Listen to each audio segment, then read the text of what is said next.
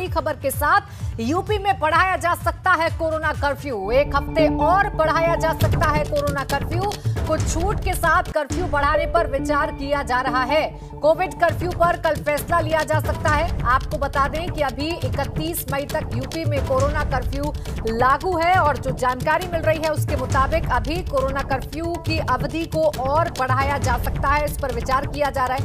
हालांकि कुछ छूट के साथ इस कर्फ्यू को बढ़ाया जा सकता है, ऐसी जानकारी मिल रही है। अब कल इस पर फैसला लिया जाएगा। देखने वाली बात है कि सरकार क्या फैसला लेती है और कितना ये जो कोरोना कर्फ्यू है वो बढ़ाया जाता है। आपको बता दें कि जब से उत्तर प्रदेश में कोरोना कर्फ्यू लगाया गया है तभी से मामलों में गिरावट दर्ज की गई है। सीधा रुख करेंगे मेरे सहयोगी विवेक त्रिपाठी का, जो लखनऊ से हमारे साथ जुड़ गए हैं। विवेक, क्या कुछ जानकारी मिल रही है, क्या कुछ विचार सरकार की तरफ से किया जा रहा है कोरोना कर्फ्यू को लेकर? जी प्राची, देखिए स्थितियां जिस तरह से नियंत्रण में आई हैं उस तरह से ये माना जा रहा है कि कोरोना कर्फ्यू एक बार फिर से आंशिक कर्फ्यू जो है वो बढ़ाया जा सकता है। 31 मई तक अभी लागू है, सुबह 7 बजे तक लागू रहेगा। और आपको एक आंकड़ा बता दें कि ये जो 30 अप्रैल को जो यूपी में संख्या आई थी वो बीते 24 घंटे में जो संख्या आई थी 30 अप्रैल को वो 35,000 के आसपास थी। 35,000 मरीज सामने आए थे और कुल आंकड़ा था संक्रमितों का, जो एक्टिव केसेस की संख्या थी वो 3,11,000 के आसपास थी। और ये रेट 27 दिनों में यानी बीते 24 घंटों में घट के 3200 केस के आसपास हो गया है और जो एक्टिव केसेस है वो भी 58,000 के आसपास हैं। तो ये जो संक्रमण की दर में 81% कमी आई है और रिकवरी रेट 95% से भी ऊपर चला गया है। ये बहुत बेहतरीन परिणाम सामने आए हैं आंशिक कर्फ्यू के। यही वजह है, आपको बताना चाहूँगा कि पिछले 3 हफ्तों से लगातार कोरोना कर्फ्यू एक सप्ताह के लिए बढ़ाया जा रहा है, क्योंकि उसके प्रभावी परिणाम देखने को मिल रहे हैं। कल जो टीम 9 की बैठक होनी है, मुख्यमंत्री इस बैठक की अध्यक्षता करेंगे और जो वर्चुअल मीटिंग होती है उस मीटिंग में ये तय किया जाएगा कि एक हफ्ते के लिए ये कर्फ्यू फिर बढ़ाया जा सकता है। और उसके बाद वजह है कि ये समझा जा रहा है कि सरकार विचार कर रही है कि इस कर्फ्यू को और भी बढ़ाया जा सकता है। शुक्रिया आपका विवेक तमाम जानकारी के लिए। तो देखिए, यूपी में कोरोना के मामलों में लगातार गिरावट दर्ज की जा रही है। यूपी में टेस्टिंग तेजी से बढ़ रही है, केस और तेजी से घट रहे हैं। सीएम योगी की सख्त मॉनिटरिंग, जमीनी दौरों और 3T फॉर्मूले का असर साफ दिखाई दे रहा है।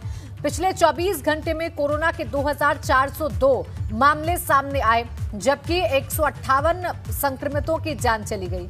3,58,000 टेस्ट हुए, इसमें से 1,48,000 RT-PCR टेस्ट हुए हैं। अब उत्तर प्रदेश में कुल एक्टिव केसों की संख्या हो गई है 52,244। यानी लगातार जो कि संक्रमण दर है वो घट रहा है। लगातार रोज प्रतिदिन जो केस हैं वो कम हो रहे हैं। साथ ही साथ रिकवरी रेट उत्तर प्रदेश का बढ़ रहा है, जिसकी वजह से राहत की खबर इसे समझा जा सकता है। विगत 24 घंटों में संक्रमण के 2,402 नए प्रकरण सामने आए हैं। इसी अवधि में उपचारित होकर डिस्चार्ज होने वालों की संख्या 8,145 है। इस समय प्रदेश में एक्टिव इन्फेक्शन के केसेस की संख्या घटकर के 52,244 हो गई है। जो रिकवरी का प्रतिशत है प्रदेश में वो बढ़कर के 95.7% हो गया है। विगत 24 घंटे में कोविड संक्रमित व्यक्तियों में से 159 लोगों की मृत्यु दर्ज की गई है। मुख्यमंत्री योगी आदित्यनाथ ने आज यूपी के नवनिर्वाचित 58,000 ग्राम प्रधानों से सीधा संवाद किया। वीडियो कॉन्फ्रेंसिंग के जरिए पूरे प्रदेश में 58,000 से ज्यादा ग्राम प्रधान मुख्यमंत्री योगी आदित्यनाथ से संवाद करने के लिए जुड़े।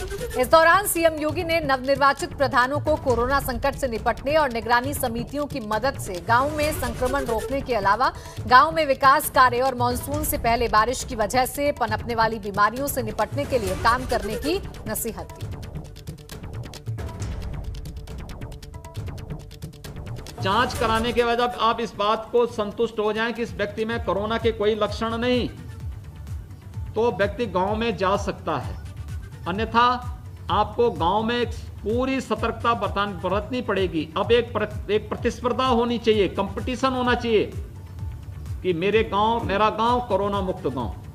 बरसात आने वाला है और बरसात जब आती है तो बरसात अपने साथ बहुत बार बीमारी भी लेके आती है। इन सभी बीमारियों से बचाव के लिए भी हमें अभी से प्रयास करना होगा, और ये प्रयास स्वास्थ्य विभाग का नंबर बाद में आता है, ग्राम पंचायत का नंबर पहले आता बचाव में। केंद्र सरकार ने गरीब कल्याण पैकेज के अंतर्गत मई और जून का निःशुल्क खाद्यान्न हर नागरिक को देने की व्यवस्था की। राज्य सरकार की तरफ से मई, जून, जुलाई, अगस्त ये 3 महीने का निःशुल्क खाद्यान्न हर एक नागरिक को मिलना है। और अगली खबर, हाईकोर्ट से लापता एसपी मणिलाल पाटीदार से बड़ी खबर मिल रही है, उससे जुड़ी हुई। कोर्ट ने पाटीदार की गिरफ्तारी के लिए कार्रवाई की जानकारी मांगी है। पुलिस को कोर्ट ने पाटीदार का पता लगाने के निर्देश दिए हैं। अग्रिम जमानत याचिका खारिज, तो गिरफ्तारी के लिए क्या किया गया? 14 जून को हाईकोर्ट में अब इस मामले की अगली सुनवाई होगी। तो पाटीदार की गिरफ्तारी के लिए जवाब अब कोर्ट की तरफ से मांगा गया है। पुलिस को कोर्ट ने पाटीदार का पता लगाने के निर्देश दिए। जमानत खारिज, तो गिरफ्तारी के लिए क्या कदम उठाए जा रहे हैं? 14 जून को हाईकोर्ट में अब इस मामले की अगली सुनवाई होगी। ये बड़ी खबर आपको बता रहे हैं, पाटीदार से जुड़ी हुई। हाईकोर्ट से लापता एसपी मणिलाल पाटीदार पर बड़ी खबर। कोर्ट ने पाटीदार की गिरफ्तारी के लिए कार्रवाई की जानकारी मांगी है। पुलिस को कोर्ट ने पाटीदार का पता लगाने के निर्देश दिए हैं। मोहम्मद मोइन मेरे सहयोगी जुड़ गए ज्यादा जानकारी के साथ। मोइन, क्या जानकारी, क्या कुछ कोर्ट की तरफ से कहा गया है? जी बिल्कुल, निलंबित आईपीएस अफसर मणिलाल पाटीदार की मुश्किलें लगातार बढ़ती जा रही हैं। पहले उनके खिलाफ एफआईआर दर्ज की गई, फिर उन्हें भगोड़ा घोषित किया गया। इलाहाबाद हाईकोर्ट में उन्होंने जो अग्रिम जमानत की अर्जी दाखिल की गई थी वो खारिज कर दी गई। अब मणिलाल पाटीदार की तरफ से उनके एक वकील ने इलाहाबाद हाईकोर्ट में अर्जी दाखिल की थी और ये कहा था कि 15 नवंबर के बाद से वो लगातार लापता चल रहे हैं, उनका कोई पता नहीं चल रहा है, उनके साथ कोई अनहोनी तो नहीं हो गई, इस बात का पता लगाया जाना चाहिए। लेकिन कोर्ट ने इस बात को बहुत सही नहीं माना और जो जांच एजेंसी है उसको निर्देश दिया है कि वो मणिलाल पाटीदार को ढूंढे, उन्हें पता लगाए और अग्रिम जमानत की अर्जी जब खारिज हो चुकी है तो उसकी गिरफ्तारी के प्रयास किए जाएं और ठोस प्रयास किए जाएं। और अगले महीने की तारीख कोर्ट ने फिर लगाई है, 15 दिनों का समय दिया है। 15 दिनों के अंदर जो जांच एजेंसी है उसको मणिलाल पाटीदार का पता लगाना होगा और उसके बाद कोर्ट में अपनी रिपोर्ट सबमिट करनी होगी। बिल्कुल, शुक्रिया आपका मोइन तमाम जानकारी के लिए। बढ़ते आगे, लोगों को कोरोना वायरस से बचाने के लिए सरकार वैक्सीनेशन अभियान छेड़े हुए है, लेकिन यूपी के कई जिलों में वैक्सीन को लेकर लोगों के बीच संदेह बरकरार है। हालात ये हैं कि स्वास्थ्य विभाग घर घर जाकर वैक्सीन लगा रहा है, तब भी लोग वैक्सीन लगवाने से कतरा रहे हैं। आपको 3 जिलों की तस्वीर दिखा रहे हैं जहां लोग वैक्सीन के डर से भाग रहे हैं। पहली तस्वीर गाजीपुर से है, जहां ग्रामीण इलाकों में टीका लगवाने से भाग रहे हैं। दूसरी तस्वीर कासगंज जिले की है, जहां लोग पुलिस और स्वास्थ्य विभाग की टीम से हाथ छुड़ाकर भागते नजर आए। ग्रामीण इलाकों में कोविड वैक्सीनेशन को लेकर अधिकतर लोग भ्रमित हैं और वैक्सीन लगवाने से कतरा रहे हैं। तीसरी तस्वीर श्रावस्ती की है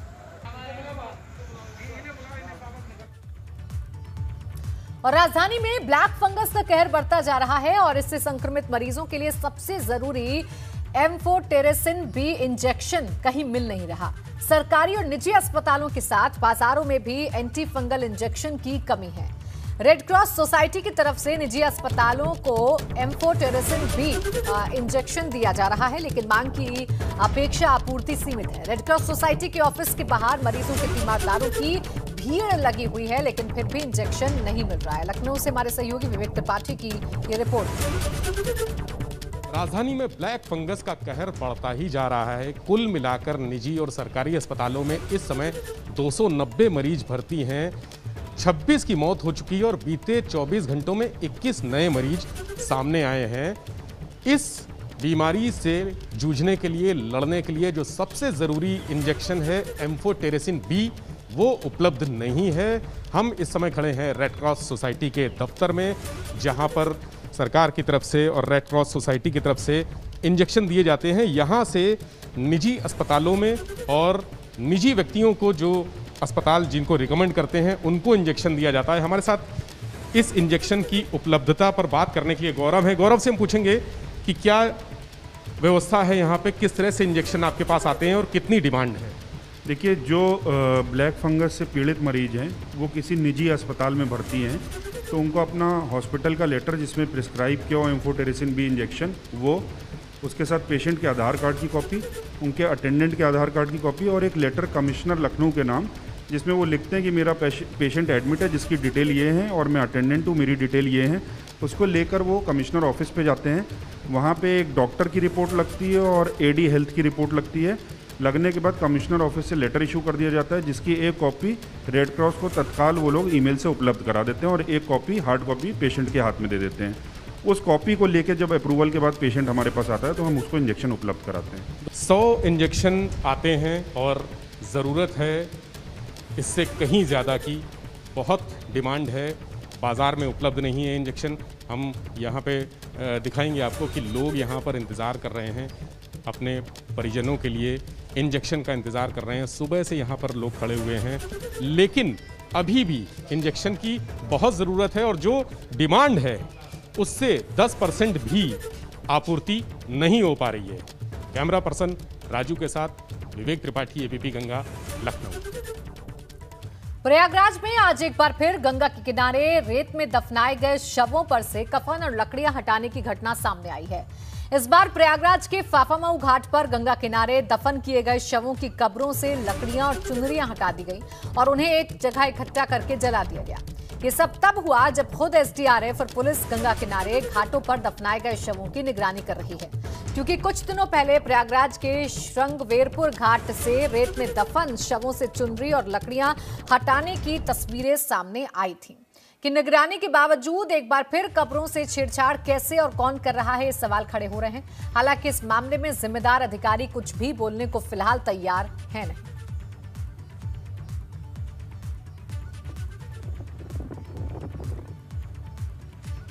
तो इन दो तस्वीरों के जरिए आप समझने की कोशिश कर सकते हैं कि एक बार फिर से जो कफन है वो हटा दिए गए हैं दफन शवों के ऊपर से, और ये तब हो रहा है जब निगरानी के लिए पुलिस और एनडीआरएफ की टीम लगाई गई है। बढ़ते आगे, अमेठी में बिना किसी सूचना के स्मृति ईरानी अपने संसदीय क्षेत्र पहुंच गई। स्मृति ईरानी बाजार शुक्ल ब्लॉक के रधु शुक्ल गांव में पहले बीजेपी के जिला उपाध्यक्ष फिर आरएसएस के कद्दावर नेता स्वर्गीय विजय शुक्ला के घर पहुंची, जहां दिवंगत नेता विजय शुक्ला के परिजनों से मुलाकात के दौरान स्मृति ईरानी भावुक हो गई। आपको बता दें कि कुछ समय पहले ही आरएसएस के कद्दावर नेता स्वर्गीय विजय शुक्ला का कोरोना संक्रमण से निधन हो गया था। इसके बाद स्मृति ईरानी ने अमेठी के डीएम और एसपी के साथ ट्रॉमा सेंटर और अस्पताल का निरीक्षण भी किया। दो तस्वीरें देखिए, हम आपको दिखा रहे हैं। स्मृति ईरानी आज बिना सूचना के ही अपने संसदीय क्षेत्र अमेठी पहुंच गई। लगातार स्मृति ईरानी अपने संसदीय क्षेत्र का दौरा करती हैं और कोरोना की इस महामारी में भी अपने संसदीय क्षेत्र के लोगों के साथ हैं, ये लगातार दिखाने की कोशिश करती हैं। कद्दावर नेता की मौत के बाद, दरअसल आरएसएस के कद्दावर नेता की मौत कोरोना संक्रमण की वजह से हुई थी। उनके परिवार से मिलने के लिए स्मृति ईरानी पहुंची।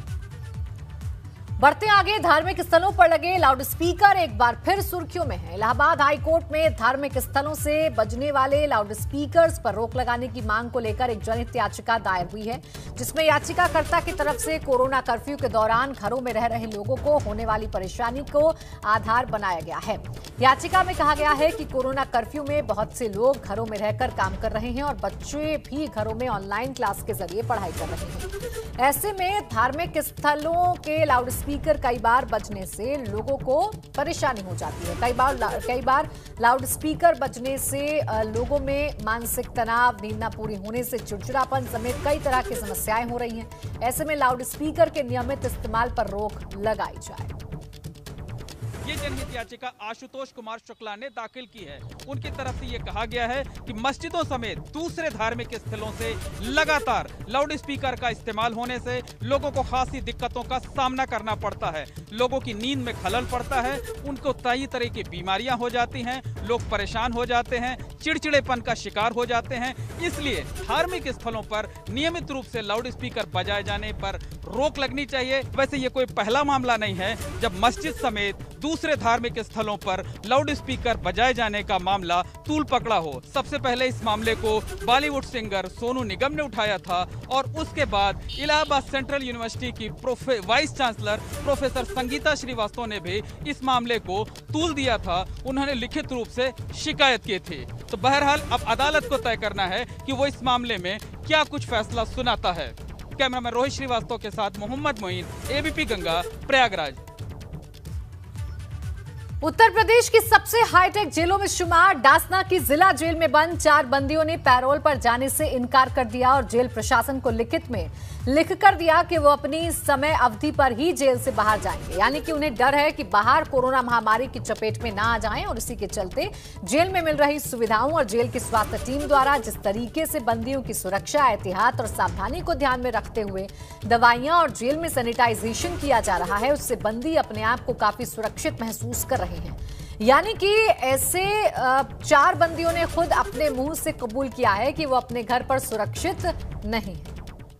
हाई पावर कमेटी के निर्देशानुसार इस कारागार से 700 लगभग 750 विचाराधीन बंदियों को मुक्त किया जा चुका है अंतरिम जमानत पे, और 54 जो निर्दोष बंदी थे उनको अंतरिम पैरोल पे छोड़ा जा चुका है। 4 बंदी ऐसे भी हैं इस कारागार में जिन्होंने पैरोल पे जाने से इनकार कर दिया है। मौजूदा 8 महीने से बंद हूँ यहाँ पे जी, और 20 इसमें सजा में हूँ जी। वर्तमान परिस्थिति को देखते हुए मैंने ये पाया कि बाहर जाना ज़्यादा खतरनाक है यहाँ रहने जी, यहाँ पे रहना ज़्यादा सेफ है जी, और किसी भी तरह की समस्या यहाँ नहीं ऐसी होती। यूपी में शराब से हुई 12 लोगों की मौत मामले में सीएम योगी बेहद सख्त हैं। इस घटना का सीएम ने तुरंत संज्ञान लेते हुए दोषी पुलिसकर्मी और आबकारी अधिकारी पर कार्रवाई के निर्देश दिए थे और अब इस मामले में शासन ने बड़ी कार्रवाई करते हुए 3 अधिकारी को तुरंत प्रभाव से निलंबित कर दिया है। जिला आबकारी अधिकारी 3 अधिकारियों को निलंबित किया गया है। आबकारी विभाग के अपर मुख्य सचिव ने इस बाबत आदेश जारी किया है। निलंबित अधिकारियों में अलीगढ़ के आबकारी अधिकारी धीरज शर्मा, आबकारी निरीक्षक राजेश कुमार यादव और प्रधान आबकारी सिपाही अशोक कुमार शामिल हैं। साथ ही इस मामले में पुलिस की 6 टीमों का गठन किया गया है। पुलिस ने शराब ठेकेदार के बेटे सहित 4 लोगों को हिरासत में भी लिया है। आपको बता दें कि अलीगढ़ शराब प्रकरण में जांच और कार्रवाई के लिए पुलिस ने 6 टीमें बनाई। वहीं अलीगढ़ शराब कांड पर सीएम काफी सख्त हैं। मामले का उन्होंने तुरंत संज्ञान लेते हुए आबकारी विभाग के आला अधिकारियों को तलब किया, साथ ही सभी दोषियों पर एनएसए के तहत कार्रवाई के निर्देश दिए। इस मामले में शासन के आदेश के बाद 3 अधिकारी निलंबित किए गए हैं। वहीं जहरीले जाम के 4 गुनहगारों को हिरासत में लिया गया है। ठेकेदार के बेटे सहित 4 को हिरासत में लिया गया है। दूसरी तरफ बाकी दोषियों की गिरफ्तारी के लिए 6 टीमें गठित कर दी गई हैं। महेंद्र प्रताप सिंह आज बेरोजगारी की वजह से समोसे बेचने को मजबूर हैं। कोच महेंद्र प्रताप सिंह तकरीबन 20 सालों तक अलग अलग जिलों में बच्चों को धनुर्विद्या सिखाते थे। खेलकूद के साथ उन्होंने पोस्ट ग्रेजुएशन की डिग्री ली और फिर परचून की दुकान चलाकर परिवार का भरण पोषण कर रहे हैं। लगभग 400 लोग पिछले साल खेल निदेशालय की ओर से निकाल दिए गए हैं, जो ईंट भट्टे जैसी जगहों पर काम करने के लिए मजबूर हैं।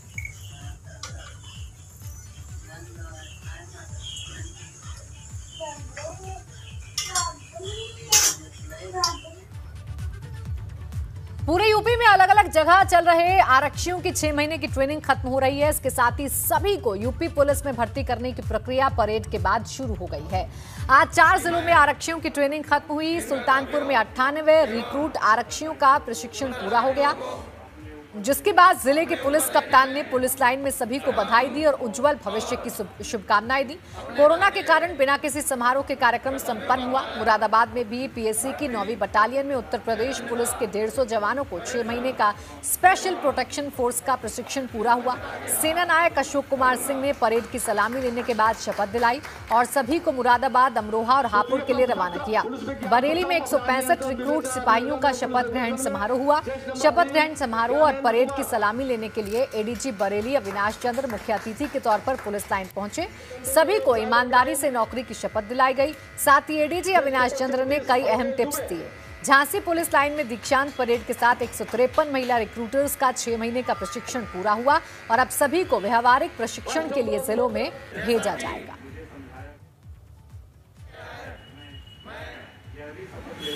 यह भी शपथ लेता हूं कि मैं इन कर्तव्यों एवं उत्तरदायित्वों को अपने ऊपर लेने में